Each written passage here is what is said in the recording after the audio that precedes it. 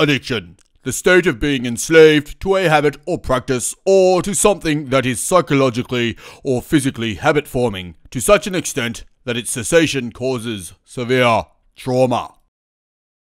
It's called Fortnite, and it has 125 million players around the world hooked. And therein lies the problem. It and games like it are so good, they're such a sensory smorgasbord of action and colour, our children are becoming addicted. Our mainstream media, forever pointing the finger and setting up enemies for ratings. It's the go-to strategy in tabloid journalism. 60 Minutes Australia recently produced a typical expose on gaming addiction and its effect on boys. As always, they missed the mark. Not that this particular story wasn't interesting or informative, it's just that the so-called cause of this addiction is not the cause at all.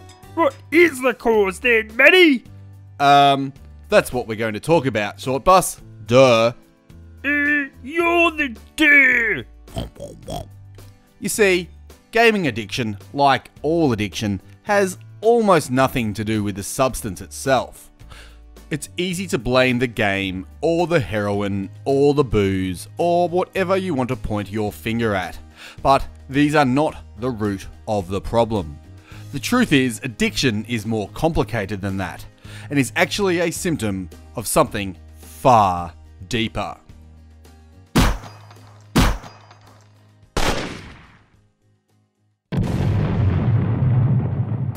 Long after everyone else is asleep, 14-year-old Logan is awake and will be for hours yet, fighting for supremacy in the online battlegrounds of Fortnite. This is Logan, and he's an addict. He plays video games non-stop, even refusing to go to school just so he can play Fortnite. He'd play for 14 hours a day if he had the choice. 60 Minutes chose him as one of their examples of how gaming addiction is ruining lives. Notice how immediately they point the finger at the game.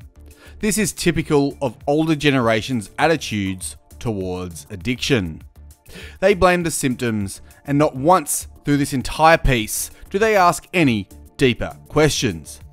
It's a red herring, and we need more information.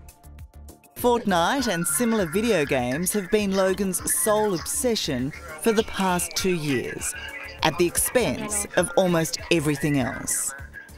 Do you feel like you're addicted to gaming? Not really, no. I don't feel like I'm addicted at all. You guys don't understand. I love coffee. I need coffee. I need coffee. I need coffee. I need coffee.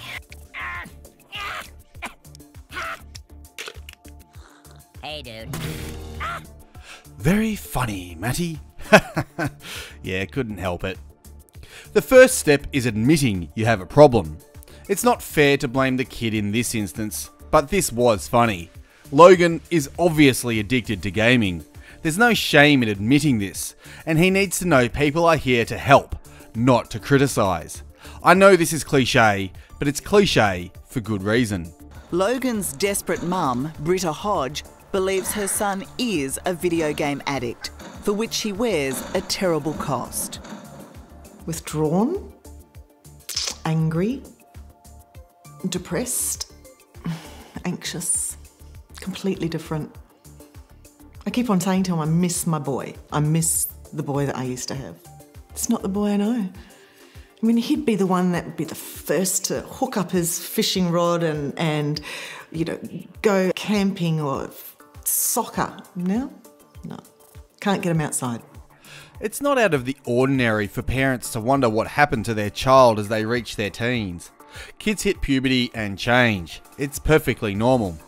Some kids look for girlfriends or boyfriends, some kids rebel against society, and some kids withdraw. "They are not the kids I used to know" is probably one of the most spoken phrases in the history of parenting. We need to go deeper and find out what the root cause of the issue is, but first, let's meet Sam. Like Logan, 13-year-old Sam is trapped in a fantasy realm of high-octane and violent games. Well, I'm dead. Oh, that's a lot of blood. Yeah, you can shoot her in the head as many times as you want and she can still not die. Just like Hillary Clinton.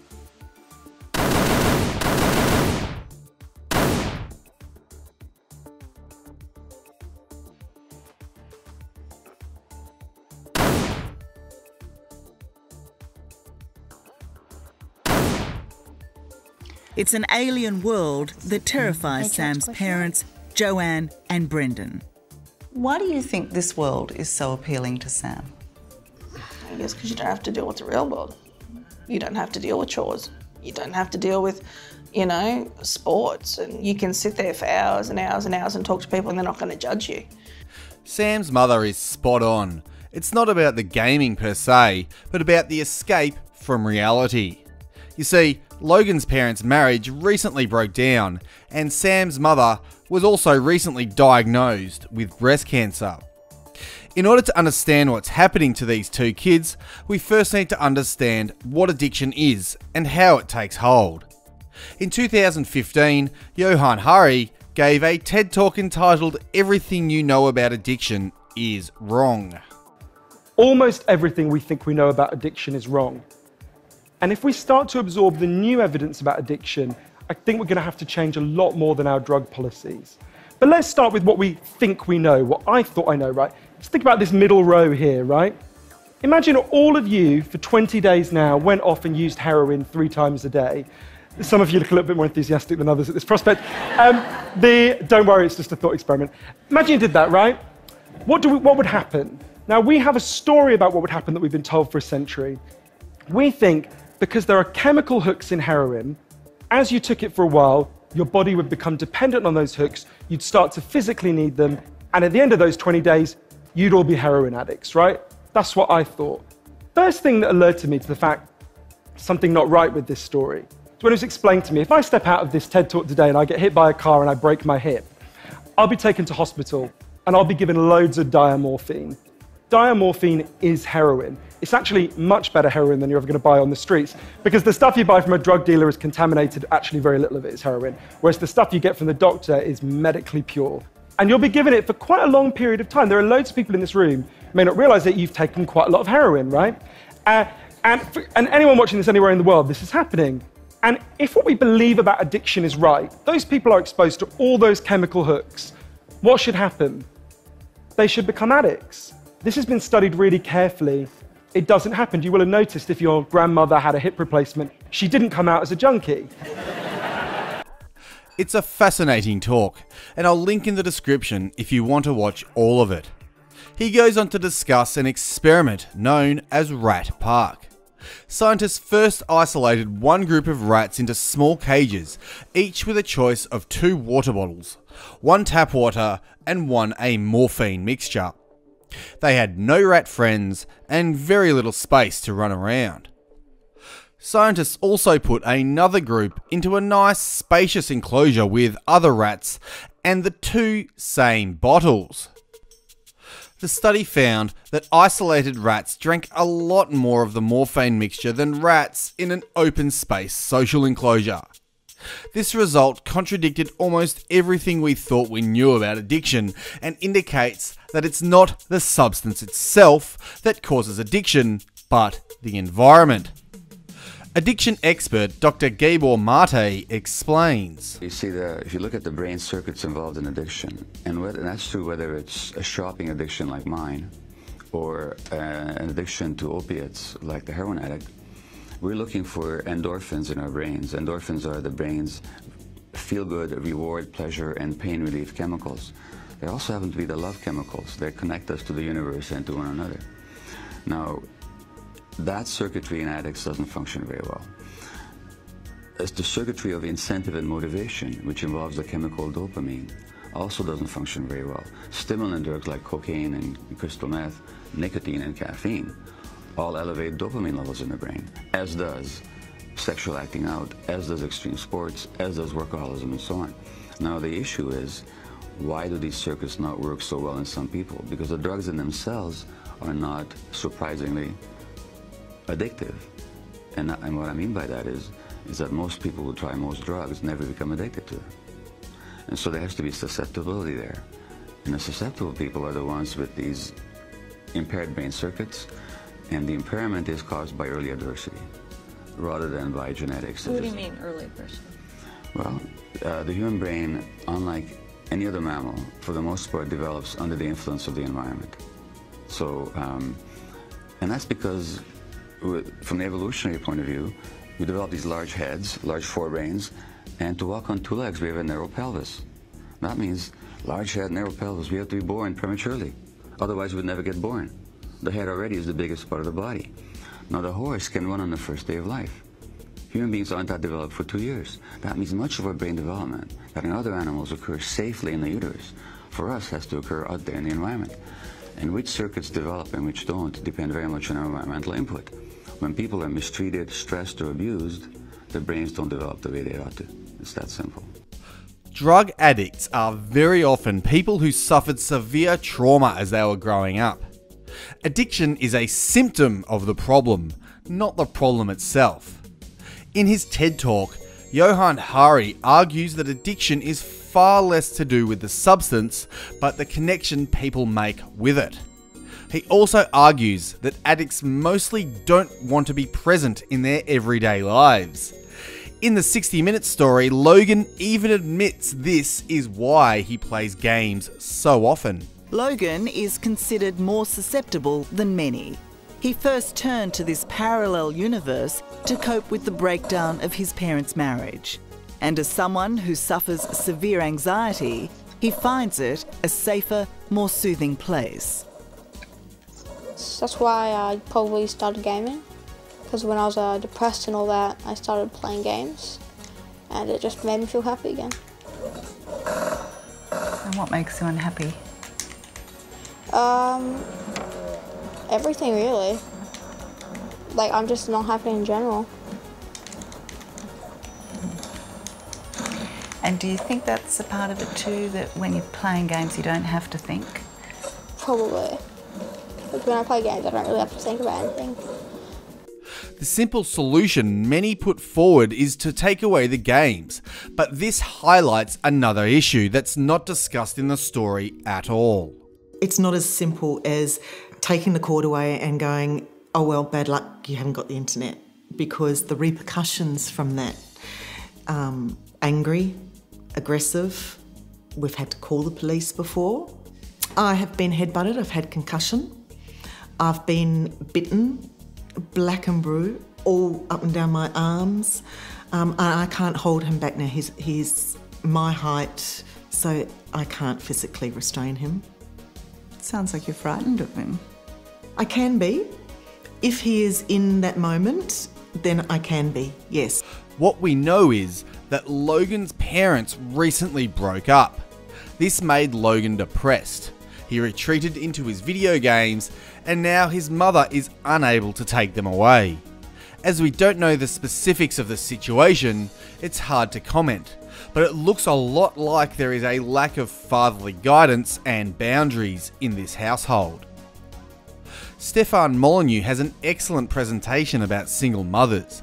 He points out children of single mothers show more negative behaviours than children of father-headed households. A strong father could take away the console and tell his teenage kid to go to school. A mother on her own is often unable to do this. Sam's situation is a little different. His father is around, but he is also dealing with the potential loss of his mother to breast cancer. In a society that does all it can to hide the fact of death from everyone, it's no surprise that young people have no way to cope with its imminent prospect. This also explains why the solution to each boy's problem is remarkably different. Where Logan is forced to go to a bridging school, Sam takes ownership of his own issues. You'd go crazy, wouldn't you, if Mum and Dad said no to all your devices for a little while? Yeah, I would. But deep down, is that what you want them to do? Yeah. You know they'll see this. They might actually do it. Yeah. Then do you truly welcome that? Well, I feel like I miss the old me. You miss the old you? Yeah. So, how much would you like some help?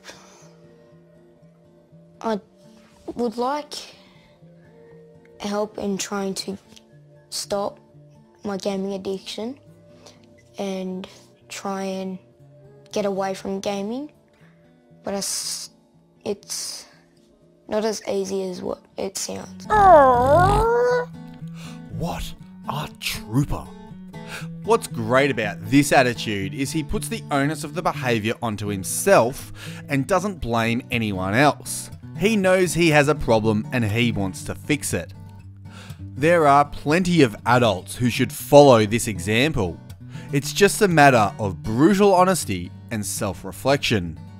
60 Minutes tries to blame the addiction on flashy video games, but only succeeds in highlighting the true cause of addiction: an inability to cope with life's suffering. Over the last 50 years, happiness has slowly declined while drug addiction has increased. Given what we now know about addiction, the cause should be clear. People turn to drugs not for the high, but to escape reality. The deliberate breakdown of the family through regressive politics and encouraging women to leave husbands and have it all is destroying our civilization. Welfare for single mothers means women no longer even need a man to raise their children. The state steals the money of males and forces them to pay for the children of other men in the biological equivalent of state-sanctioned rape.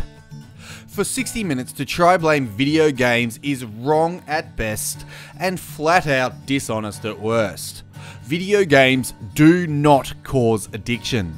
In fact, heroin doesn't cause addiction, alcohol doesn't cause addiction, and not even does Las Vegas cause addiction. Although it's not hard to see how people could get addicted to all three. What causes addiction is the lack of real-world connections and the inability to cope with the traumas and suffering of life. The solution is to bring back a spirit of family and community. This might sound simple, but given establishment roadblocks, it most certainly is not. There are dark forces controlling the world that want nothing more than to keep everyone miserable, disconnected, and addicted to drugs and alcohol. Solving real issues means taking away their power and giving it back to individuals, peoples, and nations.